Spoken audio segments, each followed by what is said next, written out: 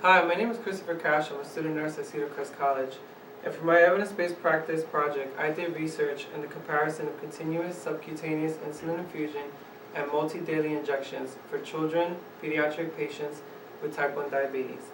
Because type 1 diabetes is associated with higher risk of cardiovascular disease, blindness, nerve damage, and kidney damage, controlling glucose levels has been a top priority in treatment. And establishing effective methods by medical professionals and researchers has been their top priority as well. Insulin was once dependent on multi-daily injections, and now due to technology advancements, continuous subcutaneous insulin infusions have really been projected in the technology now. In the past 10 years, the number of children who have been diagnosed with type 1 diabetes has increased. So, therefore, for this question, in pediatric and young adults with type 1 diabetes, does the use of insulin pump therapy, in comparison to the use of multi-daily injections, improve glycemic control and the quality of life for children? This becomes important for nurses particularly because nursing practice has always mirrored the science and technology of its era. Nurses must master any array of technological interventions, and because continuous subcutaneous insulin infusion, also commonly known as insulin pump therapy, is making a real big increase in the children population. That's why it is important for nurses to be well aware of what evidence-based practice has shown. For the process of finding literature, I use EBSCO, CNAHL, PubMed, and ScienceDirect. The limitations were English language, and the publications had to be between 2009 to 2014. My keywords were insulin pump therapy, subcutaneous continuous insulin infusion, multi-daily injections, type 1 diabetes treatment, and I also pertained it to the adolescent and pediatric population as well. Of the results, EBSCO had about 36 results. PubMed had 2,813 results as well, but that was cut down to about 100, and from there I sifted through the rest of it. And also ScienceDirect had 2,940 results. That was also as well sifted and dropped down to about 83, and then from there I went as well. Of all these results, 3 articles were selected, and they were single descriptive and quantitative studies. The first study was done in 2010 by Badajo, Mislani, and Wilson, and it was done based off of 131 pediatric patients that reported to an endocrinologist over 10 years, from 1999 to 2009.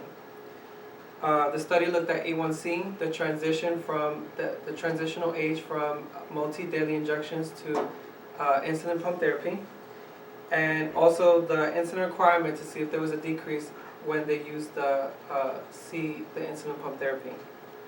The studies found that there was a decrease in A1C initially within the first couple years of them using the insulin pump therapy. Towards the end of the results, towards the end of the study, they found that the A1C wound up increasing, and there was no difference between age. They did divide the groups between less than 11 years old and greater than 11 years old, and there was no difference. And there was no difference also in the insulin requirements.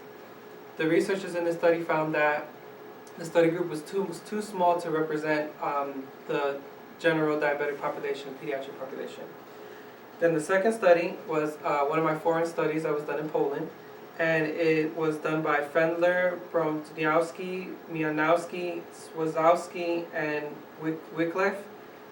And basically they compared multi-daily injections with insulin pump therapy, and they found that the insulin pump therapy, there was no difference between A1C, only that the pump therapy had a lower A1C, a better A1C than the multi-daily injections. And well, my other study, my last study, third study, was done by Wu, Graves, Roberts, and Mitchell. It was a descriptive study, and the participants were 62 patients that came into an office and participated in a questionnaire, and their parents were also included. The goal of that study was to determine the stress level of the parents as well as the child's life quality life being a diabetic. And based off that studies, they found that they also used the A1C from previous checkup, and they found that there was no difference between A1C or between the parent stress or the quality of life between the insulin pump therapy and the multi-daily injections.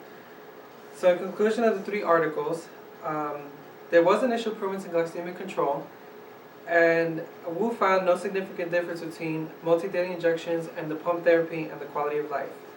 This becomes, for recommendations, this becomes important for nurses as key players and collaborators with families and the clients and the treatment plan. Educating becomes key, and with education including constantly teach back and constantly educating.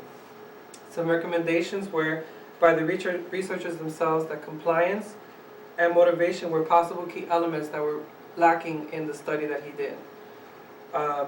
Physicians may also want to help by considering the advantages and disadvantages of using insulin pump versus multi-daily injections as for quality of life, A1C control, and metabolic control.